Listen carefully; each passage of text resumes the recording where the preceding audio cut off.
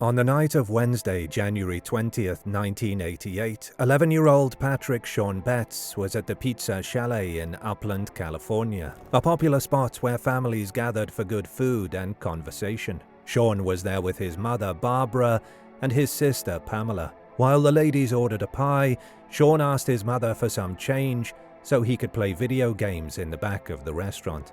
A few minutes later, Shawn asked Barbara if he could join a friend, the son of the Pizza Chalet's owner, and watch a basketball game at Upland High School, nearly 8 miles away. Although Barbara didn't know the friend well, she had no concerns and agreed to let Shawn go. As he left, Shawn shouted, "Save me some pizza." Those were the last words he would ever speak to his family. Shawn never returned home that night, and 36 years later, his disappearance remains a mystery. This case is different from many others we have covered. While most cases we examine lack concrete evidence, this one stands out because it didn't receive significant attention until much later, on February 15, 2022, when the Crime Hound channel featured the case, sparking renewed interest. Welcome to Bad Things. As always, we'll be reviewing the timeline, unknown facts, and theories to determine what most likely happened to Shawn Betz.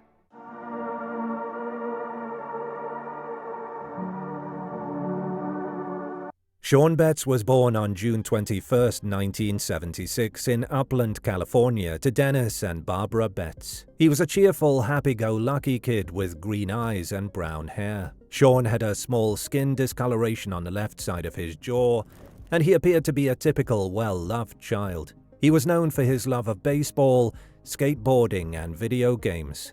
Shawn attended Sierra Vista Elementary School and even helped out at a local Radio Shack, sweeping floors and doing other small jobs. He was a responsible, hard-working boy with good social skills. At 9 years old, Shawn played Little League Baseball with his friend Kevin Charlebois, and the two spent a lot of time together. Kevin, recalling their time together, said, "He was always a happy kid. He was sociable with friends, always had a smile on his face." The disappearance. On January 20, 1988, as previously mentioned, Shawn left a Pizza Chalet in Upland, California to watch a basketball game at Upland High School. He was dressed in a gray shirt, gray pants, and white shoes, unaware that he was about to vanish without a trace. The owner's son, being the last person seen with the missing child, was naturally the focus of much attention and concern from investigators. The boys' plan to watch the match was interrupted when they found out it was an away game. Disappointed, they returned to the Pizza Chalet and decided to spend the rest of the time playing video games. The owners of the Pizza Chalet confirmed that Shawn was there with their son around 9 p.m. They also said that Shawn left for home alone afterwards, which helped rule out their son as being involved in the case. The Betz family waited up all night, staring at the front door, expecting Shawn to return home with the familiar sheepish look of a boy who had stayed out too late. But as the hours passed, their anticipation turned to fear, and they were ultimately forced to report their son missing to the Upland police. One of the main criticisms of the case was the way Upland authorities handled it. Much like the case of Jason Jakowski, police didn't launch a formal investigation for 10 days, treating Shawn's disappearance as a possible runaway. There was a noticeable lack of urgency or serious interest in investigating the disappearance of an 11-year-old boy. In an interview with Crime Hound, the family revealed that an officer suggested Shawn had probably run away and would return when he was hungry. But the Betz family didn't buy that explanation for a second. They argued that Shawn had no reason to leave home, especially not mysteriously. He had been last seen in good spirits, with no signs of distress or anything out of the ordinary. The investigation. It's widely believed that if the authorities had launched an investigation earlier, they might have been able to uncover crucial details that could have led to a resolution. Even if we were to entertain the possibility that Shawn had run away, the poor reputation of Upland would raise doubts. The city is considered unsafe, with a crime rate of 72 crimes per 1,000 people. While this might seem like a small figure, the reality becomes much more alarming when we consider that approximately 5 serious crimes are reported each day in the city. The day after Shawn's disappearance, a mysterious phone call was made to Sierra Vista Elementary School. The caller, a woman with an older-sounding voice, informed the school that Shawn would no longer be returning because he had moved to live with his grandmother in Washington state. The call was deeply unsettling for several reasons. For one, the caller appeared to be impersonating Shawn's grandmother, but this was impossible. She had already passed away from cancer before Shawn's disappearance. Although she had once resided in Washington, she had moved to California long before her death. This raises numerous questions, yet it offers no answers, leaving the grandma mystery unresolved to this day. One can't help but wish that advanced technology had been available decades ago to trace the call and potentially connect it to the people involved. While the investigators showed little interest in pursuing the case, the Betz family took matters into their own hands. They returned to the pizza chalet, hoping to find any helpful leads, and fortunately, they did. A woman working at a nearby beauty supply store reported seeing Shawn that night with an older white male. However, her account turned out to be unreliable. She struggled to confirm the details of her claim with confidence, and her uncertainty created a major obstacle. The family questioned whether this man might have been the same one Shawn had left with, but the ambiguity rendered the lead useless. Desperate for answers, the Betz family began showing missing person posters and knocking on doors, hoping someone might have seen something. All the while, they clung to the heartbreaking memory of Shawn's final words, "Save me some pizza." Little did they know that Shawn would never return to eat the pizza his mother had kept for him.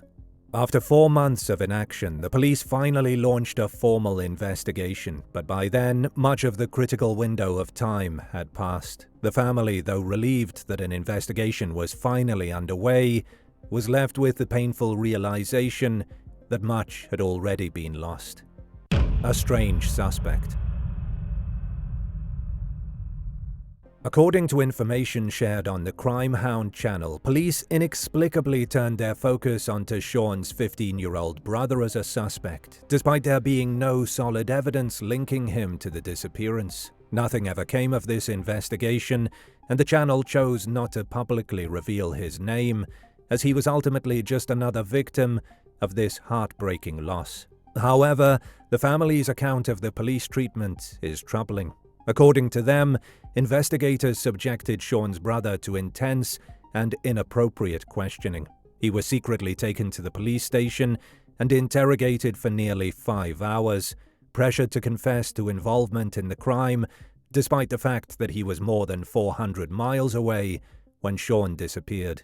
In addition, police even searched the family's yard in an attempt to find Shawn's body. Yet, as expected, they found nothing to support their claim. A big failure.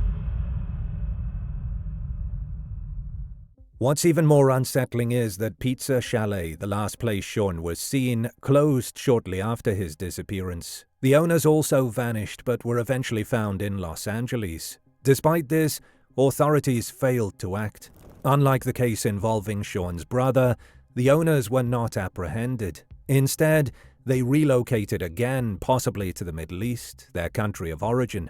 Investigators claimed they couldn't question the owners due to their rapid departure, leaving a critical gap in the investigation. Even more frustrating, they neglected to thoroughly investigate the employee working at Pizza Chalet that night. With the owner's sudden disappearance, their potential involvement in the case was effectively erased, bringing the investigation to a standstill. To this day, the case remains unsolved, turning into a public eye. Shawn's case initially garnered little attention when it was officially investigated after 4 months. Though the story was briefly covered by a local newspaper, it failed to capture the widespread interest it deserved, as Shawn had been listed as a runaway. By that time, people were less likely to consider it breaking news, given the significant passage of time. The case gained national attention when Shawn, along with 35 other missing children, appeared in the 1993 music video for Soul Asylum's hit Runaway Train. The band's producer showed tremendous kindness to the families, including Shawn's, by displaying his name and face in an effort to generate leads, even 5 years after his disappearance. The Crime Hound channel revived the case on February 15, 2022. The video also included a poignant scene featuring 73-year-old Barbara and her daughter Pamela, who were pleading with officials to reopen the investigation. Barbara shared that Shawn's father, Dennis, had passed away in 2009 without ever knowing what happened to his son, and that she, too, had been living with the pain of the unsolved mystery for years.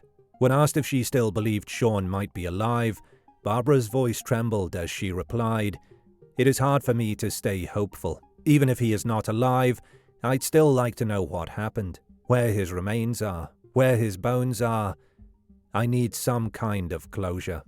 With the case now receiving the attention it had long deserved, the family hoped for positive developments. Gone were the days when they couldn't even trace a suspicious phone call. Pamela, ever determined, called for the use of advanced DNA testing to help identify potential matches. In 2022, Upland Police Lieutenant Anthony Cabayan confirmed that the department had recently collected DNA samples from the family, and the FBI had received them for further analysis. Pamela also made a heartfelt appeal to the public. "Please, somebody knows something. Come forward. It is time for closure. My mom has the right to know what happened to her son. An 11-year-old just doesn't disappear." If Shawn were alive today, he would be 48 years old. The family prays for a resolution, either through closure or, if fate allows, through a reunion. Do you have any theories? Let's share them in the comments before we discuss ours.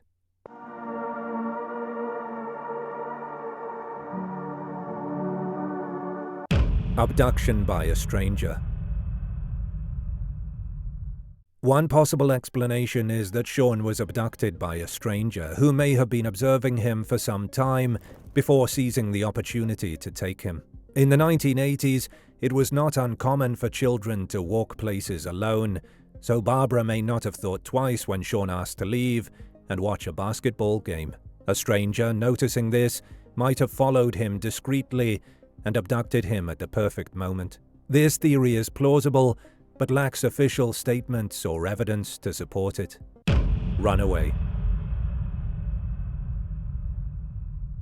Initially, the police considered the possibility that Shawn had run away. Some who knew him described him as a bit of a troublemaker, prone to occasional fights and conflict. There had been a particular altercation with a classmate, which had escalated to the point of legal action. With a court date looming, it's conceivable that Shawn might have decided to flee rather than face the consequences. However, this theory lacks concrete evidence. No definitive clues have been found to substantiate the idea that Shawn ran away voluntarily, and the authorities have not released any significant information to support this theory.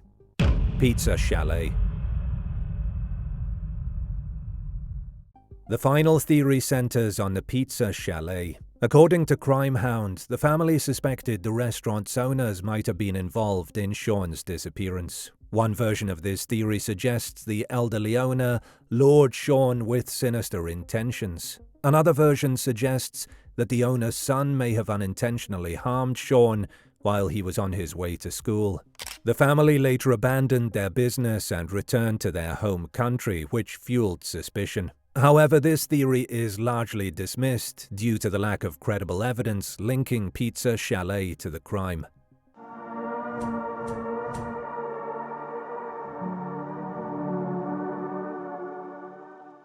We believe the most plausible scenario is that Shawn was abducted, likely by a stranger, and subsequently killed. There are several factors that make the runaway and Pizza Chalet theories less convincing. For instance, those who knew Shawn quickly rejected the runaway theory. Barbara, his mother, was certain that Shawn would not have run away without his beloved blanket, which he always slept with. Additionally, personal items like the toys, baseball glove, and Little League trophies were still in his bedroom, and none of his clothes were missing. As for the pizza chalet theory, the fact that the owners left the country after the incident doesn't provide a strong connection to the crime. One Reddit user said, "The pizza chalet family probably left for this reason, rather than guilt. Their son would probably continue to be harassed by police if they stayed, because it seems like they decided that he was a main suspect, despite the evidence showing otherwise." Ultimately, the most likely explanation is that a stranger abducted Shawn. The mysterious phone call made to the investigators might have been the perpetrator's attempt to mislead them, perhaps in an effort to divert attention from their true involvement. It's possible the caller was familiar with Shawn and had been watching him for months, waiting for the right moment. The incorrect information shared during the call may have been a deliberate attempt to mislead the investigation, buy time, and erase any trace of evidence that could point back to the perpetrator. While the truth may never be fully known, there is hope that with advancements in technology and renewed attention, Shawn's case may eventually be solved, perhaps as early as 2025. What do you think? Did we miss anything? Share your thoughts in the comments.